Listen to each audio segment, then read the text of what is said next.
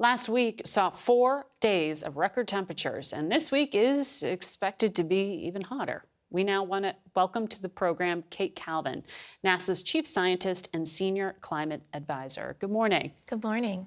I'm excited to be able to ask you some of these questions that I think a lot of people are wondering this week in particular. Why is the weather so extreme? Can you explain that for non-scientists? Yeah, so climate change is driving increases in temperature overall. We also have natural cycles that affect temperature, and so the one you're hearing the most about in the news is El Nino or La Nina. So El Nino years tend to be warmer than La Nina. 2022 was a La Nina year. It was actually the warmest La Nina year we've ever had. It was tied for 5th warmest overall. We're now moving into El Nino. So the combination of climate change and El Nino means we're seeing higher global temperatures, and that brings with it impacts all around the world to people, ecosystems, extreme events, and other changes that are impacting communities. So ocean temperatures are rising, as I understand it, and that factors into this. Can you explain how? So oceans absorb a lot of heat, and so we are seeing increases in ocean temperature. When we identify El Nino, it's based on ocean temperatures in a particular part of the Pacific. But the thing to keep in mind is, oceans are actually, land is warming faster than oceans. So the places where we live are warming faster than the ocean. So while we are seeing these increases in ocean temperatures, we're also seeing increases in temperature over land. So NASA has been doing these reports where you're crunching some of the data to understand how to plan going forward. I was looking at one of them. It says there's going to be severe turbulence with airlines over large regions of the northern hemisphere. Are we already seeing that, and why would that happen? So we are experiencing impacts of climate change everywhere around the world right now. There's different impacts in different regions. I think what's important to keep in mind is that climate change is more than just temperature. It's also affecting things like the water cycle. So we're seeing more heavy precipitation events, more droughts. We're seeing increases in extreme events like storms, and we can see those, and those impact how we travel, human health, agriculture, and all aspects of our lives.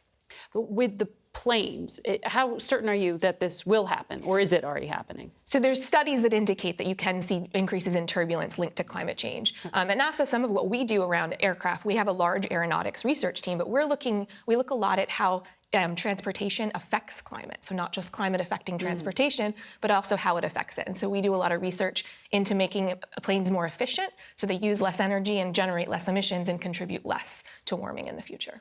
So there are also transportation issues along the Mississippi River mentioned in the report. Cargo shipments have been impacted by river levels. So how do industries who have to plan ahead and businesses that have to plan ahead take this into account? How prepared are we?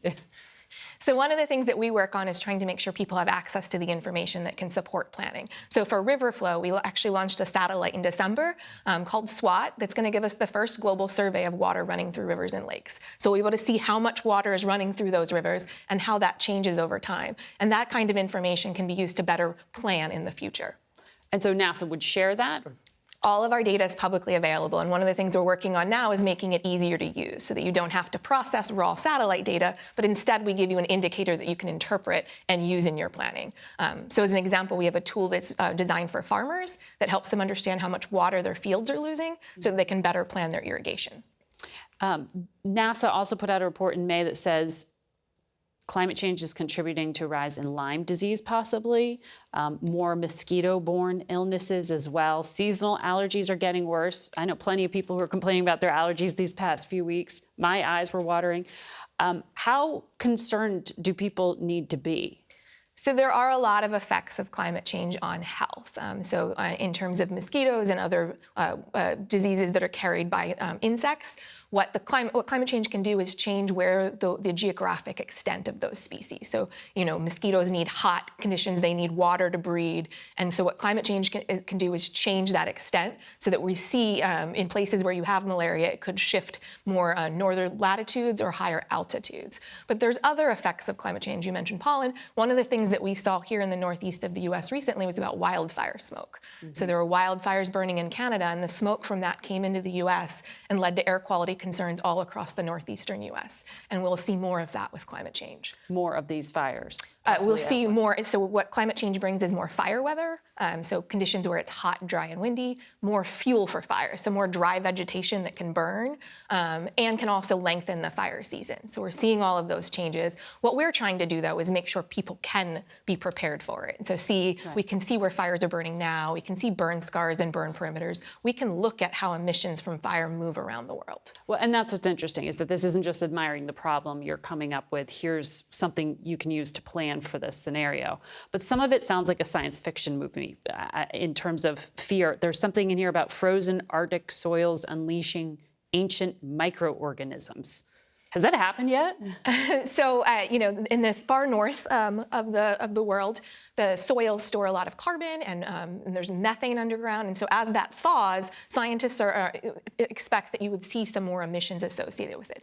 So that as you warm, you could trigger more emissions, and that's what's driving the warming that we're seeing now is greenhouse gas emissions. So things that affect those emissions will affect climate. And you're going to continue to make this publicly available? All of our data is publicly available, and we continue to add to it. So we're able to observe more about the planet and help people better prepare for the future. All right. Well, thank you. Thank you. For breaking it down for us non-scientists. I appreciate it.